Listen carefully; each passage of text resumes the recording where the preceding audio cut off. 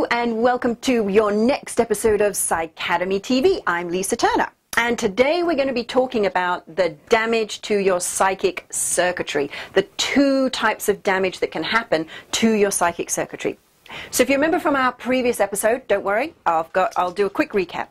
If you remember from previous episode, we talked about and I showed you the model of the three minds and how our conscious mind communicates with our unconscious mind to the higher self. Okay, that's how we get inspiration. Higher self, unconscious mind, and then conscious mind. So it goes down like that and back like that. Now the problem is that there are two places where we can get blocks.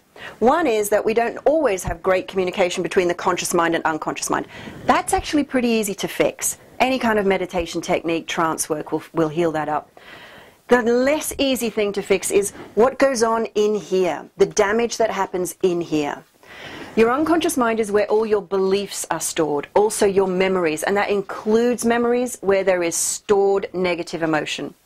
So here are some of the things that can happen. The first thing that can happen is you may have negative emotions that are linked to memories that stop that communication. And one of the biggest ones is fear.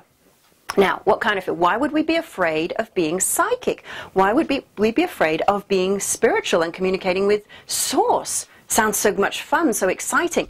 Well, yes, you'd think so, but what does it really mean? Think about the implications. If you suddenly become really super psychic, super spiritual, and what that does is that challenges your whole viewpoint of reality, of everything you've believed up to this point, that there's a whole other world beyond the physical reality, and that can be pretty challenging, especially to the poor old unconscious mind, who doesn't necessarily have a new model to fill it with. So that fear needs to be released. Also, what needs to happen is we need to install new strategies for handling that whole new reality. The other thing that can happen is people can just have limiting beliefs. Limiting beliefs like, I'm not good enough, I can't do it, I haven't got what it takes, I haven't got the gift. If you've ever been told by a psychic that they've been born with the gift, that can actually install a limiting belief in you that you haven't been born with the gift. So here's something I'm going to tell you right now. Everyone gets born with the gift. It's just not everyone learns to develop it.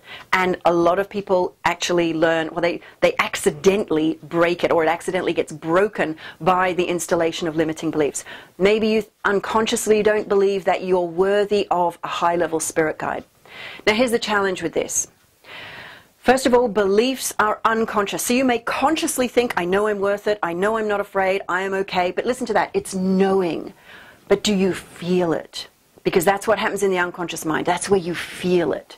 So if you have any anxiety, any sense of it just not working, or if it's just not working, if you're just not as spiritual and as psychic as you'd like to be, that's a sign you've got blocks in that psychic circuitry. So what you need is a proven way to heal up those blocks and install better strategies to handle that new viewpoint, that new model of reality.